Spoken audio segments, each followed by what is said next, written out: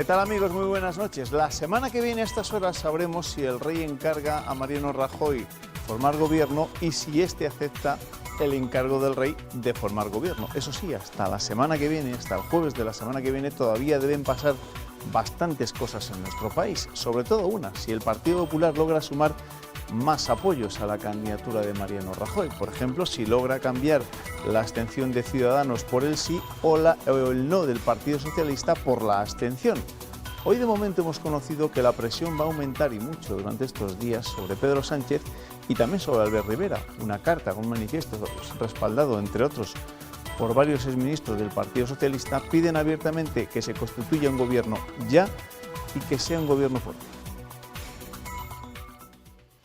Por cuarta vez en poco más de medio año va a recibir a todos los grupos en Zarzuela y lo hará con una maratón de 3 días de reuniones entre el martes y el jueves. Ese día por la tarde sabremos si Rajoy acepta someterse al debate de investidura con apoyos o sin ellos. Si lo hace, la mesa del Congreso fijará la fecha. Todo dependerá de las consultas. Desde el martes la abstención de Ciudadanos ha entrado en cuarentena por los 10 votos nacionalistas a la vicepresidenta del PP de la mesa del Congreso. Nosotros no tenemos ningún pacto con los nacionalistas y Ciudadanos lo sabe. Y hay que saber diferenciar lo que pudieran ser los acuerdos institucionales o los gestos de cortesía parlamentaria de los acuerdos políticos y los acuerdos de gobierno. Me tranquilizan relativamente. Es evidente que estamos ante una especie de cambalache para obtener un grupo propio por parte de aquellos que no tienen derecho legal a obtenerlo. El PSOE echa más leña al fuego. Y me imagino que esos votos, esos 10 votos, no llegaron así de repente, sino que previamente se había negociado. Ferraz insiste en su no a Rajoy, aunque crece la presión interna para que cambie de postura. 5 exministros del PSOE, como Javier Solana o Joaquín Almunia, suscriben un manifiesto que urge la formación de un gobierno con suficiente apoyo parlamentario. Y como estos días no hay más que suspicacias y hay quien está buscando contrapartidas en la decisión del Gobierno de refinanciar 1.600 millones de euros a la Generalitat de Cataluña. El acuerdo lo cerraban en Moncloa la vicepresidenta en funciones Soraya Sáenz de Santamaría, el ministro de Hacienda en funciones Cristóbal Montoro y el vicepresidente de la Generalitat, Oriol Junqueras.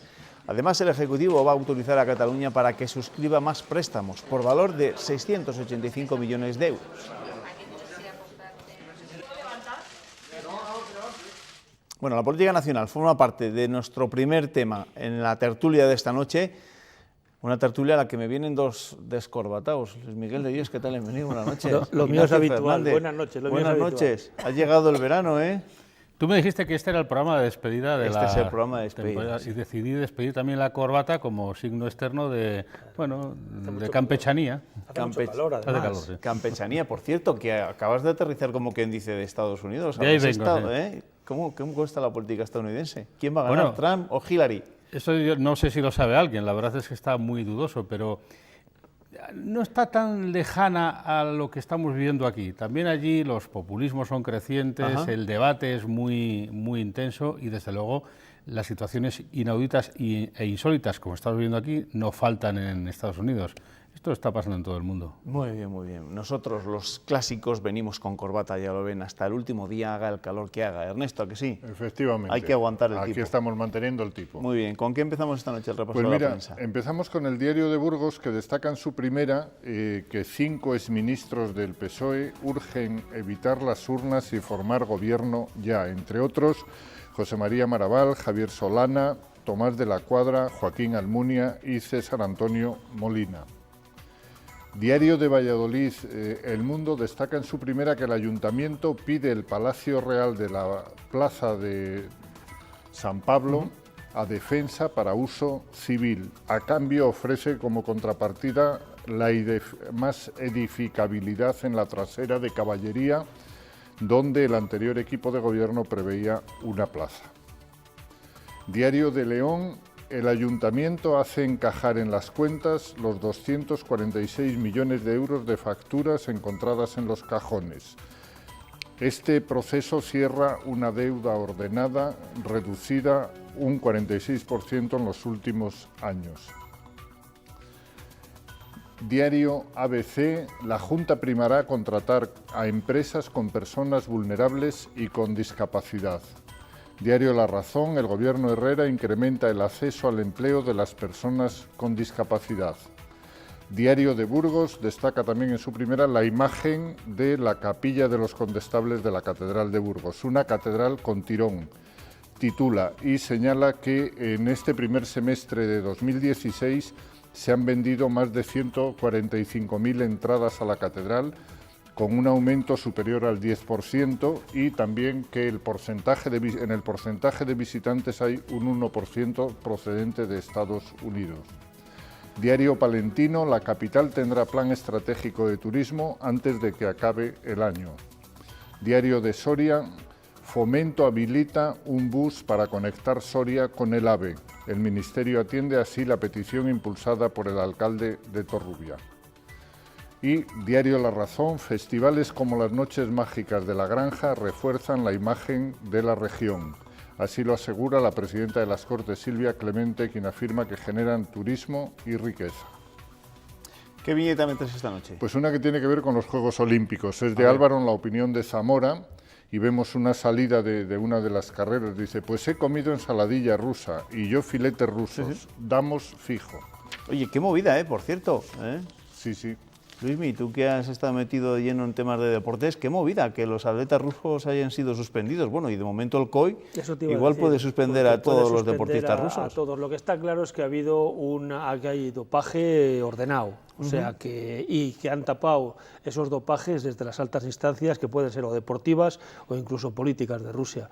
Y claro, ahí tienes el problema de que Rusia es una potencia, que las protestas pueden ser terribles y que tienen que organizar los mundiales y me parece que las próximas Olimpiadas. Sí, los mundiales del 2018. Entonces vamos a ver qué ocurre si de aquí, o sea, si Putin se cabrea y dice, bueno, si no nos dejáis ir, los mundiales se paralizan y tienen que montarse, buscar un sustituto de aquí a 2 años. Pero lo que está claro es que por todos los lados que ha habido dopaje, que ha habido trampas, y que las autoridades deportivas rusas no eran ajenas a esto. Sí, es que el informe de ese McLaren debía ser, radical, demoledor.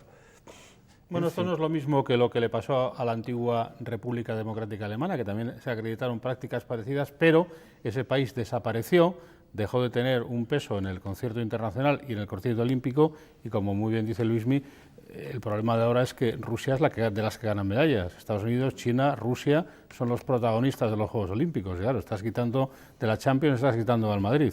Es un problema muy serio, y hoy ya se hablaba por parte de los rusos, por Putin, de que había vuelto la guerra fría. Claro, porque estos temas trascienden lo deportivo y se convierten en geopolítica. Putin también va a llevar el victimismo, va a llevar la persecución contra la Santa Rusia, va a llevar que nos quieren aislar y que la OTAN ya llega casi a las puertas de Moscú y estamos en otra, si no guerra fría, si en una escalada de cierta tensión, pues derivada en este caso, pero claro, la otra alternativa es hacer la vista gorda y decir, bueno, hay un informe ahí diciendo que esta gente se ha dopado, que había que tomar una decisión y no se toma por miedo a cuestiones políticas, y eso, claro, es peligrosísimo. Sí. Para mantener la integridad del deporte de los Juegos Olímpicos es peligrosísimo, que bastantes líos han tenido ya en los últimos tiempos. Bueno, vamos a hablar de la política de aquí, y con la noticia más de última hora, ¿no? Esa carta, ese manifiesto que se conocía a última hora de la tarde, firmado entre otros por 6 ministros del Partido Socialista. No eran 6 ministros cualquiera, 6 ministros con nombre, ¿no? Con currículum, como Javier Solana, Joaquín Almunia, Tomás de la Cuadra, César Antonio Molina, Mercedes Cabrera y José María Maraval, entre otros, que pedían, por así decirlo, un gobierno rápido y un gobierno fuerte. Eso es meterle presión, sobre todo a Pedro Sánchez, ¿no? Que es el que peor lo tiene, porque es el que más complicada tiene que tomar la decisión acerca de qué hacer con la votación parlamentaria. Ahora mismo la encrucijada está en cuál es el futuro que marque para sí mismo el Partido Socialista, que yo creo que es el punto clave en este momento de la discusión. Exministros relevantes, hay algún alto cargo también del PP de la época de Aznar firmando ese manifiesto, algunos periodistas también, están pidiendo la vuelta al sentido común. Por otro lado, recordemos que ya José Luis Corcuera en su momento aglutinó hace unos meses, antes de las elecciones, un movimiento también parecido, aunque de tono un poco más atávico.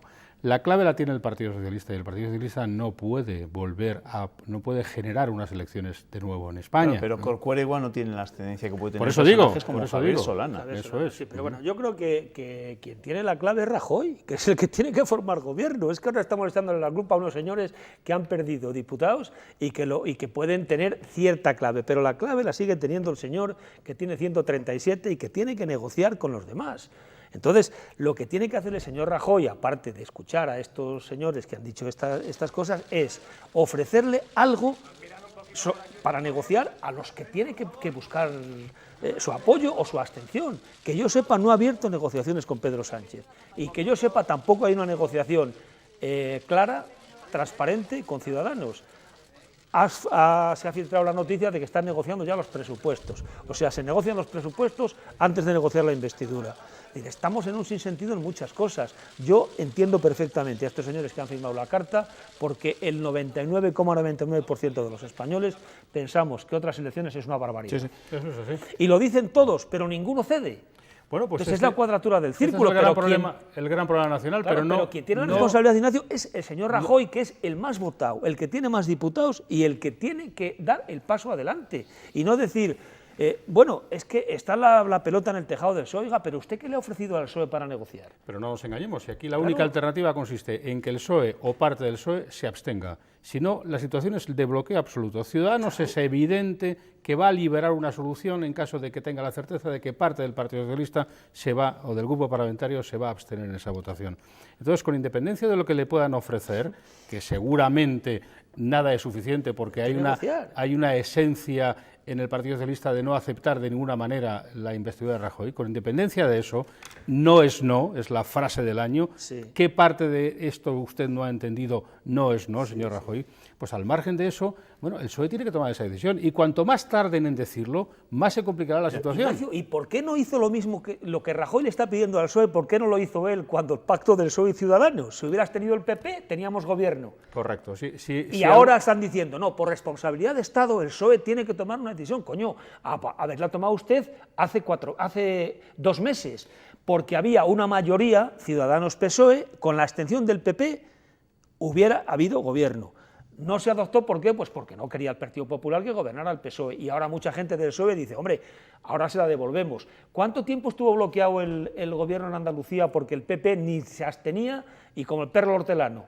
4 meses, hasta que hubo un pacto con Ciudadanos. Es decir, que una cosa es predicar y otra dar trigo. Una cosa es decir, la responsabilidad de Estado, lo que tiene que hacer el partido para no sé cuánto y porque la gobernabilidad de España te tienen que abstener. Oiga, pero lo ha hecho usted hace 2 meses. Pero hay una pequeña diferencia. Claro. Rajoy ha conseguido más diputados que en la anterior elección, y Pedro Sánchez tiene menos representación. Por tanto, pero con independencia... Eso no se sabía hace 2 meses. Déjame hablar. Claro. Con independencia de que, en efecto, en su momento Rajoy no asumiera, a mi parecer, su responsabilidad, no presentando su candidatura, cosa que se hizo Pedro Sánchez, que en ese sentido demostró tener una responsabilidad mayor en ese momento, con independencia de esto, de unas segundas elecciones, Rajoy ha mejorado notablemente su resultado, el Partido Socialista lo ha empeorado, no puede componer de modo claro un gobierno de izquierdas, al menos de una forma regular, y no tiene más opción que dejar paso al siguiente, entre otras cosas, porque solamente una observación que yo creo que olvidamos con frecuencia, la oposición es un desempeño político tan importante como el gobierno, incluso más en situaciones de debilidad del gobierno. Pero no tiene el BOE en la mano. Y el problema de la oposición consiste únicamente en que en España siempre hemos interpretado que la oposición la ejercen los perdedores, y los gobiernos necesitan oposiciones importantes y potentes, y Pedro Sánchez, si quiere llegar a algo, tendrá que acreditar que tiene tanta valía como candidato, que lo fue, a la presidencia del gobierno y no obtuvo la nominación, como buen opositor al gobierno de Rajoy. Y ya está, si no hay más vuelta de hoja. Rajoy ha conseguido más de lo que ha conseguido Pedro Sánchez en esta elección. Tiene que gobernar. Eso no se sabía cuando Pedro Sánchez se presentó a la investidura, porque Rajoy no quiso ir. Y te voy a decir otra cosa por lo del predicar y el dar trigo. Es decir, si a Pedro Sánchez se le hubiera ocurrido conseguir votos camuflados de Convergencia, la antigua Convergencia, del PNV en la mesa, estaba ardiendo España. Estaban diciendo que se había vendido, como lo han dicho 50 veces. Es lo que se iba a preguntar, ¿cómo interpretáis esos movimientos que se han conocido en las últimas horas? Como han apuntado al Partido Popular, es un ejercicio de responsabilidad, y lo de hoy, coño. la decisión de hoy del Gobierno de dar a Junqueras, a la Generalitat, o de refinanciar con 1.600 millones de euros, dar más oxígeno en definitiva a la Generalitat, Claro. esto forma parte también de, entre comillas, la negociación. Pero es que es muy sencillo, Juanma, perdóname. si es lo mismo de siempre, cuando Felipe González pacta en el 93 con Pujol la cesión No del es lo 15% del IRPF, No es lo mismo. espera, es igual, la 15% del IRPF arde Troya. El Partido Popular, encabezado entonces por Aznar, se destruye España, no sé cuánto y tal. En el 96, como Aznar necesitaba a Pujol, no le cede el 15% del IRPF, le cede el 33%. Pero ahora igual más que necesitar en el Pacto de Majesty. Y ahora, a los catalanes necesita a No, pero ciudadanos, es que ¿no? da igual, el problema para que de estén Cataluña, callados. Si me deja Si es hablar, así. Luis, que hoy No, está hombre, de- coño, porque estabas Déjame, hablando antes. déjame. Yo estoy diciendo... Está de una dejándome- facundia notable, impropia de un programa final de temporada que deberíamos llevar todos cansados. Fíjate lo que te digo. que vengo de la Nunca Eurocopa. Cataluña estuvo en una posibilidad, lo que llaman los financieros de default, como ahora. Está a punto de quebrar y esta tarde se ha sabido. Ya lo sabíamos cuando de Guindos, en un aeropuerto, creo que fue el de Barcelona, se reunió rápidamente con este mismo señor, con Junqueras, para intentar que no le retiraran una calificación a las fiestas. Cataluña, desde un punto de vista político, será muy viable en su noción de independencia que defienden toda esta gente, pero económicamente está quebrada y la gran oportunidad de ellos consiste en darle el apoyo, en cierta medida, al gobierno del Partido Popular. Y claro, no es baladí que el otro día votaran a su favor, aunque luego no lo reconocieran, y es lo que yo creo que, pero ni siquiera con ese apoyo va a ser suficiente. Es decir, aquí el que se tiene que mojar se llama Pedro Sánchez. No, con Es con ese apoyo puede ser suficiente. No es Sí, suficiente, pero sí, no sí, es sí, bastante, sin porque cabronazo, Ciudadanos lo va a Vamos a ver, rechazar. vamos a ver. Ciudadanos lo ha dicho muy claro.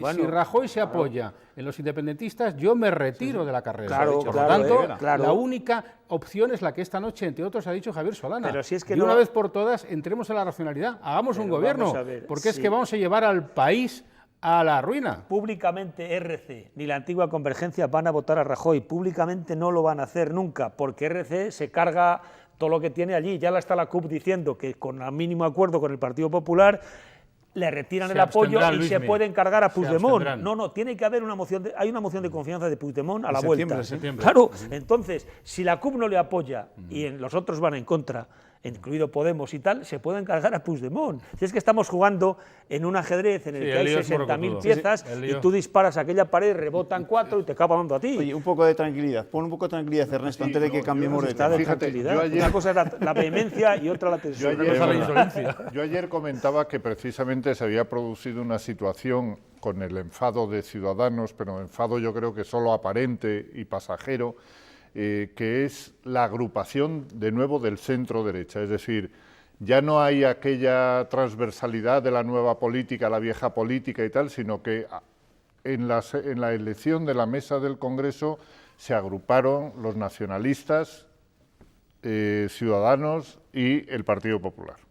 Y yo creo que eso mismo se va a seguir produciendo. Pero aquí también estás incluyendo a RC, se En la supone, investidura. que Oriol Junqueras es de RC.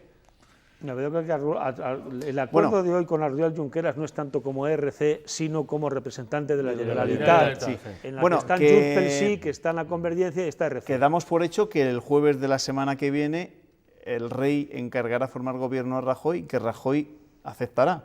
No puede O no, ser de otra depende manera, cómo. es imposible, no puede ser. Vamos a ver, la Unión Europea deja de financiar a España, porque no puede haber un país, el quinto de Europa, y me parece que el 12 del mundo en PIB, con 3 elecciones el mismo año. Es que es imposible, Sí, sí no puede- puede ser. sí puede haberlo. No puede haberlo, naturalmente Bélgica que la sí. ha tenido. Naturalmente, pero a continuación te dejan de financiar y dices, vamos a ver, No, esa no, juerga no, la pagas tú. No te dejan de financiar. No te van a No, financiar. no te Es dejan de imposible financiar. porque ya han pedido, Ignacio, Luismi, los han pedido mecanismos un europeos plan. funcionan. No funcionan. Han pedido antes de que acabe agosto el plan de reducción de déficit, cifra que hay que dar. El techo de gasto hay que darlo ya. pero Y eso no lo puede dar un pero- gobierno en funciones. sí lo tiene puede que dar dar. no lo puede Se dar. puede dar. Lo tiene que Pero- dar un gobierno pero constituido. no es porque y hay no que hacer puedan- los presupuestos. Vamos, que sí, y no pero- puedes estar pero sin que presupuestos. sí, pero que no es Por lo porque tanto, Europa la te va a pregunta de financiar. Juanma es, ¿el jueves habrá candidatura?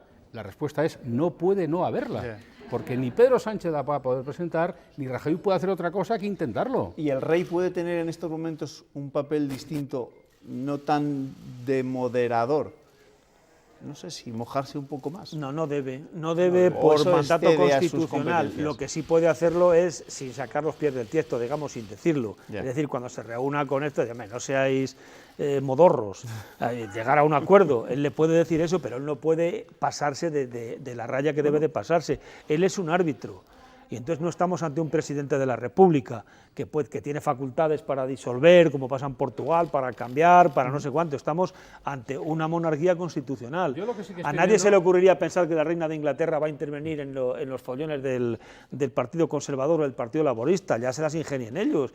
Tú arbitras y estás ahí como figura, pero no debes de entrar.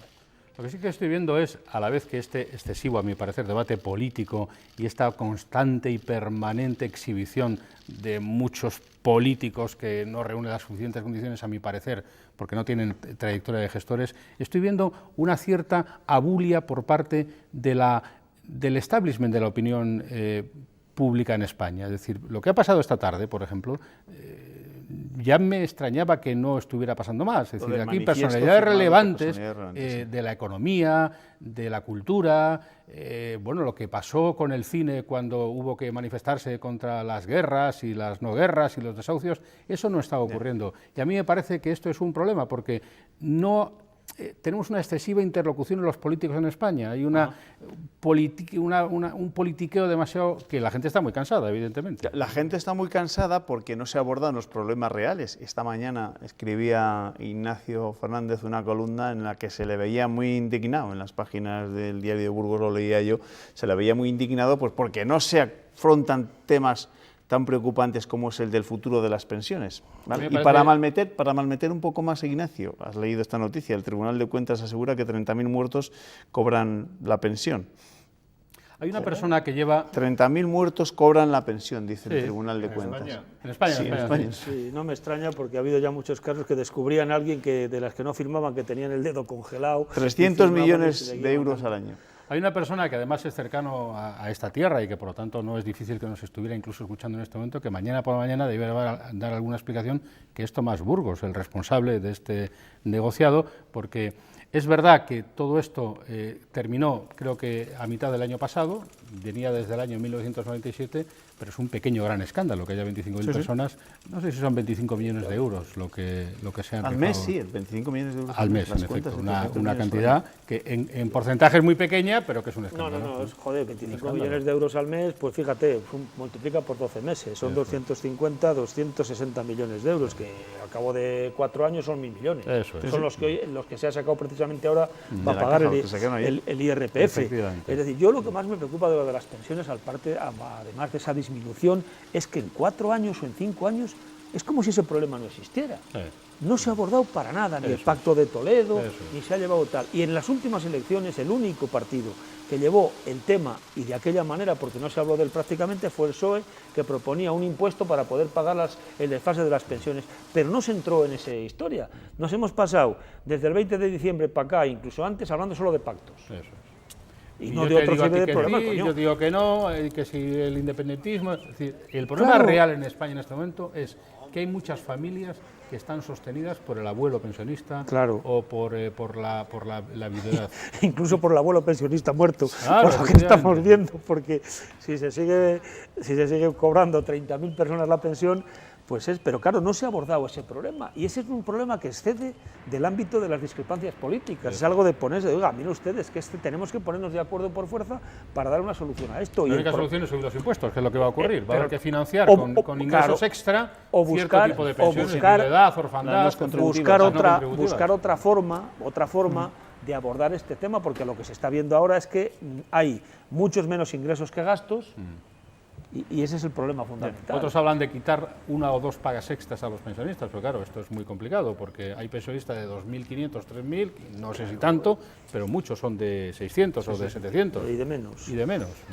Bueno, que vamos a hablar de temas en este caso más cercanos. La semana que viene, por tanto, va a ser bastante entretenida cuando comiencen esas consultas del Rey con los diferentes líderes políticos, aunque lo mollar será el jueves cuando vea a los principales candidatos y por la tarde al propio Mariano Rajoy.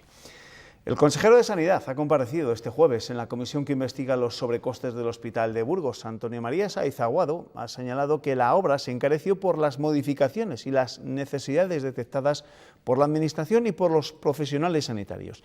La oposición ve en esas modificaciones una falta de previsión que, dicen, ha salido muy cara. 6 meses después de ser nombrado consejero se puso en marcha el Hospital de Burgos. El traslado de pacientes desde el Yagüe, dice, fue ejemplar y su impacto en la atención sanitaria notable. En 4 años se redujeron a la mitad los conciertos para pruebas diagnósticas y en un 36% la lista de espera quirúrgica. Se ha demostrado, sostiene Sáez, que el modelo de concesión es legal y que también lo son las modificaciones que han encarecido el proyecto. Todas las iniciativas de ampliación de las instalaciones y del equipamiento han surgido de necesidades detectadas por la Administración y tramitadas de acuerdo con las cláusulas de contrato. Pero la oposición insiste. Se amplió absolutamente todo. ¿Y por qué no se preveía esto? Pues porque esto es complejo y porque cuando interviene mucha gente, inicialmente se hace una propuesta.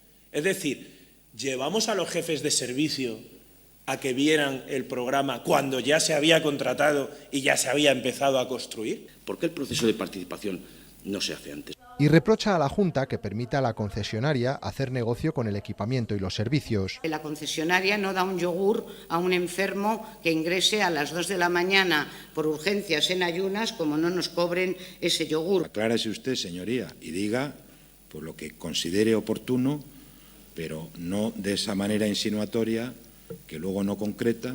El consejero ha asegurado que la relación con la concesionaria no ha sido pacífica, que siempre se ha buscado el interés general y que no hay negocio, que ésta ha tenido que hacer frente a 13.000 incidencias y ha dejado de facturar 12 millones de euros. Bueno, ya hasta el consejero comparece sin corbata. Nos estamos quedando viejunos, Ernesto. Sí, sí.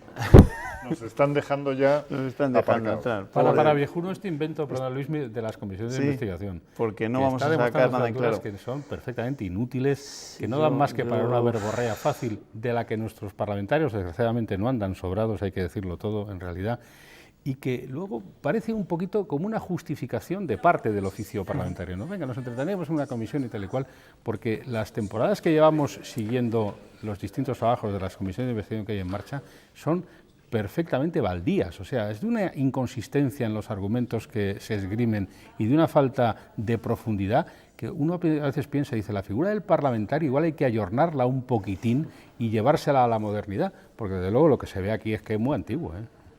Hombre, a mí las comisiones de investigación me gustan, me parece un ejercicio democrático que está bastante bien. Lo que pasa es que las comisiones de investigación, tanto en estas como en otros parlamentos, lo que ocurre es que hay tal discrepancia entre lo que dicen unos y lo que dicen otros que es muy difícil saber la verdad. Es decir, la puedes intuir y luego veremos a ver las conclusiones que hay, pero en definitiva, y luego lo que te pasa en las comisiones de investigación también es que depende de las mayorías parlamentarias. Es decir, si un partido tiene mayoría, va a salir que no, y si tiene, aunque no tenga la razón, lo menos y es si la verdad. tienen los otros, claro, ese es el problema. Lo demás es la ese es el problema. No, yo creo que la comunidad tiene órganos tales como, por ejemplo, el Tribunal de Cuentas, incluso el propio Consejo Consultivo, y pueden haber mecanismos periciales de intervención que acrediten con informe la idoneidad de los procesos, que luego estos informes se pueden someter a debate, pero que sean los propios parlamentarios los que, erigidos en Anacleto agente secreto, busquen una verdad que ellos mismos no son capaces de evaluar y que a priorísticamente ya han juzgado porque pertenecen a una divisa política distinta de aquel a quien está juzgando, me parece que es una antigualla. Insisto, que solamente vale para cobrar la dieta, que es lo que particularmente uno piensa cuando les ve hablar. Me temo que vamos a una legislatura nacional en la que va a haber bastantes comisiones. Sí, sí, de hecho el Partido Socialista ya ha registrado la primera, ¿no? Una que investigue las famosas... Lo de Fernández Díaz. Lo de Fernández Díaz, ¿no? Si sí, tienen... Pues es lo malo, que en España cada vez hay menos comisiones obreras y hay más comisiones de investigación. Bueno, vamos a seguir con el relato de la actualidad de esta jornada. En 3 años y medio el Ejecutivo Regional ha propiciado 7.000 contratos para personas con discapacidad o que incluían alguna cláusula social. Ahora quiere aumentar aún más esa cifra y crea una nueva vía, la del programa de inserción sociolaboral en el que participarán ONGs y entidades sociales. Se eleva el número de contratos de la Administración que incluyen reserva de plaza para personas con discapacidad y colectivos vulnerables. hasta el $500.000 de euros. Se amplían además las cláusulas sociales, de hecho habrá un catálogo que se primará en la contratación pública y se añade una nueva forma, los proyectos de inserción sociolaboral. Donde se indique en el pliego que la empresa adjudicataria tiene la obligación de contratar a 2 personas, a 2 víctimas de violencia de género, a 2 personas con discapacidad o a 2 personas perceptores de renta garantizada de ciudadanía o a un porcentaje de personas. La Junta será la encargada de hacer un seguimiento de esos contratos y de poner en contacto a la empresa adjudicataria con las entidades del tercer sector. Para, en colaboración con las entidades de inclusión, pues poder poner a disposición de las empresas adjudicatarias de las personas más idóneas para desarrollar ese trabajo. Desde septiembre de 2012 a diciembre de 2015 se han adjudicado 1.332 contratos reservados a personas con discapacidad y se ha primado otros 5.400 que incluían cláusulas sociales.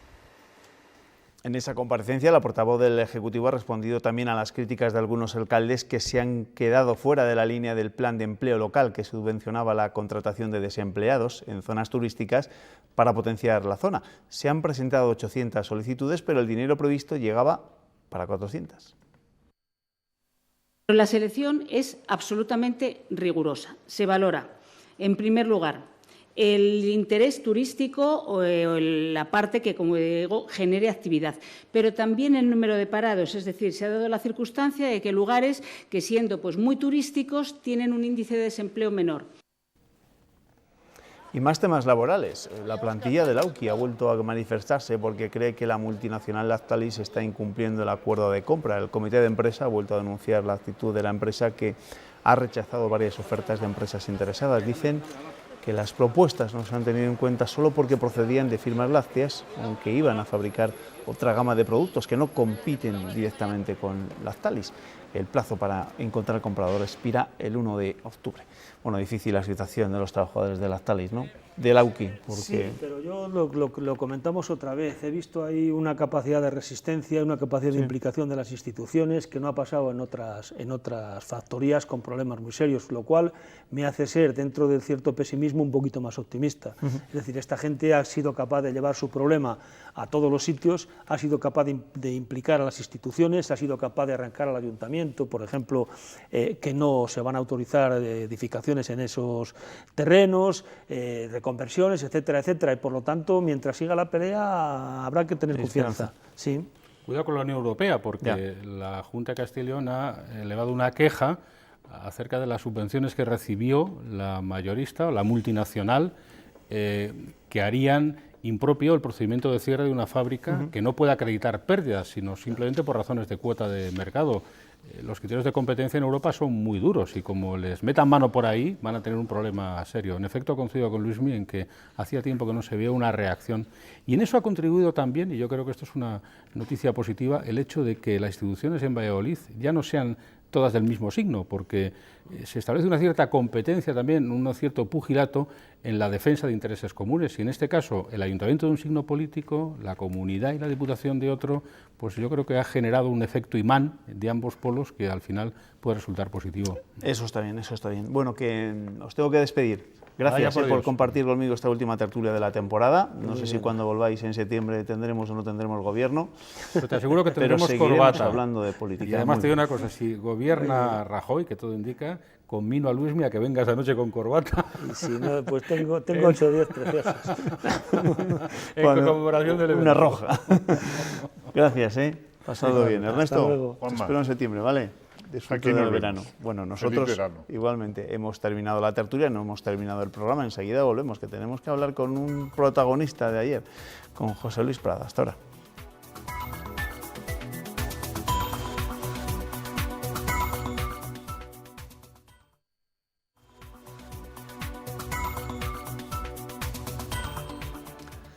A nuestro último invitado de la temporada le han llamado loco en más de una ocasión, pero cuando le vieron triunfar, cambiaron el apelativo por el de profeta. Siempre ha sido, como él mismo recuerda, un culo inquieto, al que hace 25 años se le ocurrió elaborar champán, vino espumoso con uvas del Bierzo. Bodas de plata que ayer celebró con un montón de amigos. En Ponferrada nos espera el empresario José Luis Prada. José Luis, ¿qué tal? Bienvenido, buenas noches. A tope, buenas noches. Menuda fiesta que organizaron ustedes. Yo no sé si se les fue de las manos porque le veo todavía con las gafas de sol. No, que va, no se va. Estaba todo programado para hacerlo y quedar bien, no cabe duda. No se nos fue de las manos, no, que va. Jamás. Recordando parte de su trayectoria, leía un artículo que publicaba el diario El País allá por el año 2010 que titulaban El zapatero que no se resignó. Usted fue de aquellos a los que no se le puede aplicar el título de zapatero a tus zapatos, ¿no? Bueno, yo mientras hago una cosa la hago al tope, al máximo. Yo mientras estaba vendiendo zapatos era un crack. Y después cuando me dediqué a transformar los productos de nuestra región, los cerezas, los pimientos, pues hice lo que tenía que hacer y vivo el presente inmediato de una manera total y absoluta. O sea, no hay nada que inventar. Claro, y la fiesta de ayer fue un claro ejemplo de todo eso, ¿no? Claro, que ¿a quién se le ocurrió hace 25 años hacer un champán en el Bierzo? Bueno, precisamente todo el mundo se ponía, y aún hay gente que cree que estamos fuera de contexto. Pues en aquel momento me pareció que había que hacer un champán en el Bierzo, en Cacabelos, y no un champán o un cava, pero evidentemente no iba a hacer un champán ni un cava. Le pusimos champrada, pero ojo, pusimos toda la carne al asador para hacer algo auténtico. Plantamos variedades de allí, Mencía y Godello, trajimos un técnico catalán para iniciar la andadura, teníamos tecnología, o sea, teníamos materia prima, tecnología, técnico, y yo, que era el sheriff de la película, quería lo mejor, costase lo que costase. No tiene duda, el éxito tenía que venir de la mano, o sea, a tope, no podía ser de otra manera. ¿Y dónde está la fórmula del éxito para lograr ser un innovador como ha sido usted, pero sin perder en ningún momento la esencia de la tierra, en este caso la esencia de su tierra, del Bierzo? En la vida no hay ningún secreto, ¿eh?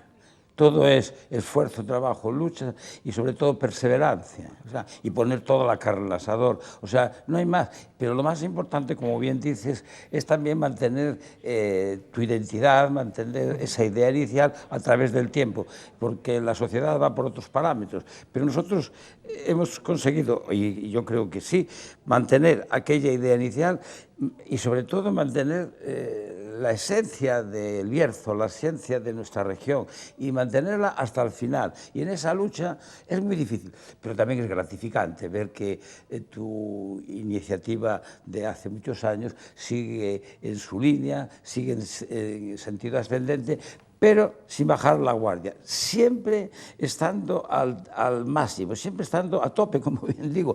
En una palabra, hay que estar a tope en todo lo que se haga. Claro, usted habla de no perder la identidad, pero insiste en más de una ocasión en que no hay que calarse la boina hasta el fondo, es decir, que hay que mirar más allá, que hay que fijarse también en lo que hacen otros para mejorar lo que hace cada uno, ¿no? Hombre, una cosa es ser rural, otra cosa es ser auténtico, otra es ser fiel a la identidad y otra cosa es cerrar los ojos al mundo. O sea, yo te puedo decir que tú puedes ser rural en Nueva York y puedes ser un ciudadano del mundo en el último pueblo de nuestra región. Y esa es la filosofía, estar a la última en todo, pero manteniendo esa identidad. Porque yo cuando oigo hablar a gente de cualquier pueblo de aquí que dice, no, es que esta tierra es buenísima, es que no sé qué, y no salió de los montes de ahí, de León para allá, ¿sabes lo que les digo siempre? Sois unos putos ignorantes, así de claro. Hay que defender tu tierra, pero conociendo el contexto general del mundo. ¿A usted eso le ha servido de mucho, el viajar tanto? Viajé al principio, nada más me sirvió, la cosa más importante que me pasó fue a los 23, 24 años, que estaba en un momento en que ya no sabía si yo tenía la razón o todo el contexto general que me rodeaba la tenía. Estaba en un momento que ya no sabía, yo lo tenía claro, entonces otro amigo y yo nos fuimos a Londres con un coche que tenía de cuernos, pasamos por Irún, Endaya, San Juan de Luz, Biarritz, Burdeos, París, Calais, Dover y Londres. Y allí vi que el mundo iba por aquel lado, era una cosa abierta, claro, estamos hablando de los años 70, cuando aquí nadie se podía mover. Y aquello a mí me vino muy bien, porque yo cuando me vine para acá, entonces cuando alguien ponía tela de juicio mi manera de hacer, o lo ponía en entredicho, o era escéptico ante mis afirmaciones, mira lo que decía yo, para mí fue lo interno. Él no solo decía, bueno, perdónalo, señor, porque no sabe más, ¿qué le vamos a hacer? Y yo seguía mi línea y ahí seguimos, pero seguimos con una confianza total y absoluta en que es una línea de actuación consecuente con mis principios y sobre todo consecuente con mi tierra. Y eso te puedo decir que para mí es un orgasmo de placer. Usted ha dado a conocer por todo el mundo los productos de su tierra, los productos del Bierzo, pero ayer durante la fiesta, durante el 25 aniversario de su vino espumoso, del Champrada, recordó la importancia de los agricultores y de la elaboración de esos productos, ¿no? A veces se le desprecia ese tipo de producto por parte de la sociedad de consumo. Hay una cosa que está clara en la sociedad. Mire, nosotros ya cuando empezamos el año a hacer los pimientos, las cerezas y las castañas, cuando compraban de aquella, y seguimos haciéndolo, cuando compramos cualquier de los productos de la agricultura de aquí de la tierra, de aquí siempre, siempre de aquí, sin menosprecio ni menoscabo de los de otro lado. Esa es la aventura. Siempre hacíamos y seguimos haciendo un contrato previo 6, 7, 8 meses antes, pagándolo, poniendo el precio por encima de lo que valga el mercado, porque creemos con absoluta certeza que el campo necesita, el agricultor, el viticultor, necesita vivir dignamente, y para vivir dignamente tiene que tener un precio que pueda compensarle. Pero yo eso tampoco lo hago porque sea bueno o que sea más listo, no, lo hago por sentido común. Si nosotros pagamos bien al señor que nos sirve nuestros productos para elaborar, sabemos fehacientemente que nos va a traer un producto mejor. Y además puedes exigirlo. Entonces, ese es el principio por el que empezamos, y lo que puedo presumir, y presumo, es que seguimos en esa misma dinámica. Y yo cuando veo un vino de 2 euros, un vino de 1,50, un vino de 2 y pico, me da vergüenza, por una razón, porque quien tiene que vivir de ese vino es el viticultor, y como no se le paga, abandona la viña. Tú fíjate qué aventura, o sea, la gente, si no tiene, al trabajar su tierra, no cobra lo suficiente, entonces abandona la tierra. ¿Qué pasa con ello? El abandono del campo, el abandono de la tierra, y ese mundo rural que todo Dios propugna y tal, se va a pique y se... Entonces, cuando un ciudadano va a comprar un vino o un producto, tiene que saber que su aportación es a que nuestra tierra, nuestro mundo rural, mantenga el tipo. Y si mantiene el tipo la tierra, se mantiene el paisaje, se mantiene la identidad de cada región. Y eso va a traer un turismo de calidad que nos va a hacer vivir un poco mejor. Sobre esto último que me decía, y pensando precisamente en que es necesario también la innovación en el sector agroalimentario, usted ha apostado desde hace tiempo ya también por productos ecológicos, ¿no? Y por el respeto al medio ambiente. Pero por propia inercia, porque eso creo en ello. O sea, la sociedad está abocada a ir hacia abajo, hacia un pozo sin fondo. Si tú no cuidas la tierra, si tú no cuidas tu hábitat de donde vives, tú eres un hijo madre, o sea, tú eres un desgraciado. O sea, los lobos del monte cuidan su entorno y lo limpian. Y ahora tú vas a cualquier pueblo, no, eso tiene que limpiarlo el alcalde, eso tiene que limpiarlo los de la junta, eso es un puto desastre. O sea, si cada ciudadano o cada familia de cada pueblo cuida su pequeña parcela, está cuidando a su región, está cuidando a su bienestar y al final está cuidando a que España se va para arriba. Pero si pensamos que todo el mundo, todas las cosas tienen que hacerle los demás, eso es el desastre total y absoluto. Y no soy yo de los que pongo a tela de juicio nada, simplemente digo que cada ciudadano, cada agricultor cuida su pequeña parcela, esto va hacia arriba. Y un culo inquieto como usted, como decíamos al principio, está pensando en nuevos proyectos, en nuevas iniciativas. Yo no pienso en nada hacia arriba, yo pienso en solucionar el presente inmediato. Y si tú estás en presente haciendo cosas buenas, tú estás configurando futuro. Lo que tú, o yo por lo menos, o nosotros, lo que no hacemos es mirar para atrás con nostalgia. Vivimos ese a tope que yo manifiesto y que es todo el mundo lo pone así como de cachondeo. Dice, va, esa tope es una filosofía de vida llevada hasta el éxtasis, hasta el paroxismo. Esa es una verdad absoluta. Tú haces cosas bien, entonces cada cosa que haces es consecuencia de algo anterior y también va a ser el inicio de otra cosa posterior. Quiere decir que no tengo grandes ideas hacia el infinito. Vamos subiendo, vamos haciendo de acuerdo con lo que podemos y siempre haciendo cualquier cosa que hagamos es consecuencia antes de una cosa anterior. No hay nada que venga por generación espontánea. Así que la pregunta es, nosotros seguimos haciendo cosas y Dios proveerá que en ese camino, además de ser felices, estamos configurando un futuro a tope. Pues nada, sí. A tope, a tope. Gracias, José Luis Prada, gracias, suerte. Un saludo. Un saludo, buenas noches.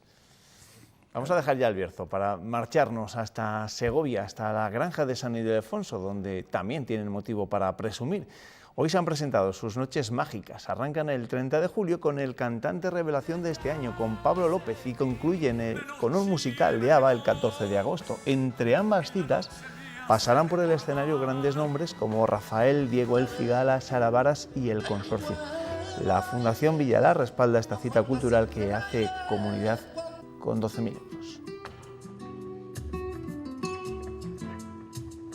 Se convierte en una cita cultural que además acrecenta la identidad de Castilla y León, y ese es el objetivo que tiene la Fundación, el de conseguir que el sentimiento de pertenencia a Castilla y León cada vez sea más querido por los castellanos y leoneses. Llegó la hora de conectar por última vez esta temporada con el laboratorio del Dr. Autonomisten, que investiga el habitante perfecto de Castilla y León. Dr. Autonomisten, hola, ¿qué tal? Buenas noches. La verdad es que no tengo ni idea de cómo debe pasar el verano un auténtico castellano y leonés. Buenas noches, joven Pérez. Hombre, doctor, el verano se puede disfrutar de muchas maneras. Es cierto, el verano es algo maravilloso, pero no siempre ha sido así en Castilla y León. ¿Usted cree? Es que nos quejamos de las cosas que nos pasan, pero la vida ha mejorado mucho en solo una generación. Antes el verano era algo horrible, créame. Bueno, a ver, póngame algún ejemplo. Cuando no había agua corriente era muy fácil enfermar y en los pueblos los niños morían como moscas. En verano en Castilla y León sonaba entonces muchos días la esquililla, esa campanita que anunciaba que un niño había muerto de una diarrea. En tiempos de nuestros abuelos era más fácil morirse. Y si era fácil morirse, en verano era difícil vivir. Los hombres se deslomaban segando y trillando y aventando la parva, labores que ahora idealizamos, pero que eran penosas y agotadoras. Créanme, ahora el verano es otra cosa porque hay agua limpia en el frigorífico y tenemos ocupaciones y preocupaciones mucho más llevaderas. Entonces, según su teoría, somos la primera generación de castellanos y leoneses que disfruta el verano. En efecto, básicamente así es. Así que no sé cuál será para el habitante perfecto la mejor forma de disfrutar el verano en Castilla y León. Y como cuando uno no sabe algo, lo más sabio es preguntar, yo le he pedido a unos amigos de las noticias de medianoche que pasen por este oscuro laboratorio para ayudarnos con esta cuestión de vital importancia. ¿Cuál será el verano perfecto en Castilla y León? Pues yo creo que recomendaría ir de lo espiritual a lo mundano. Quien pueda, que se hagan unas etapitas del Camino de Santiago y luego que opte por las fiestas de los pueblos, que son tan nuestras, con los encierros y las verbenas. Y un verano en Castilla y León no es un verano si no tienes un huerto al que ir a regar los tomates todas las tardes. En verano lo mejor que se puede hacer es practicar el deporte autóctono, contemplar abutardas en tierra de campo, el paraíso terrenal. La mejor opción, sin duda, es refugiarse en una sombra del Campo Grande de Valladolid, en la compañía de un buen libro para disfrutar de una lectura inteligente y divertida. Lo mejor que se puede hacer en Castilla y León en verano es recibir. Los que trabajamos fuera de nuestra tierra nos pasamos el año hablando de las bondades de Castilla y León, y agosto es la ocasión extraordinaria para que vengan, para que nos acompañen y para que disfruten con nosotros de todo lo bueno, que es mucho, que hay en nuestra tierra. Yo este año de Castilla y León quiero explorar la Y de Castilla y León. En la sede de algún partido político, preparando las próximas elecciones, como voluntario, claro. Por cierto, el partido político el que más rabia les dé.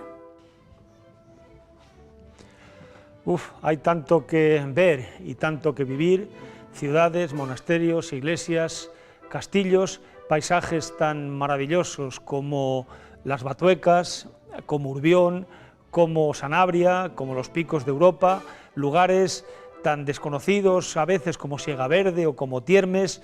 En definitiva, también tranquilidad, lo que supone el reencuentro con los amigos, la buena mesa, en suma, un momento ideal para un viaje hacia el interior de nosotros mismos que buena falta nos hace. La mejor opción para unas vacaciones, la familia y los amigos, por eso el pueblo y un buen chato de vino, de los buenos que hay en esta tierra. El verano nos regala un tiempo sin horarios y con horas muy lentas que permiten dedicar a la lectura, a los paseos, a disfrutar de la naturaleza y a descubrir los monumentos que tenemos en nuestra tierra. Como dijo el poeta Jorge Guillén, recuerden aquellos lentos veranos de la niñez, con monte y mar, con horas tersas, cuando el aire es más ancho y libre y se ahondan los regocijos en luz de vacación sin tregua. El porvenir no tiene término, la vida es lujo y va muy lenta. Caray, disfrute del verano, doctor autonomista, ¿eh? Buenas noches, feliz verano. Buenas noches, buenas noches. Bueno, nosotros nos vemos en septiembre, a ustedes les dejamos tranquilos por una temporada. Volveremos después de trillar en la era y de meter el grano en el pajar y unos días antes de ponernos a vendimiar. En fin, sean felices durante las próximas semanas. Nos vemos. Hasta entonces.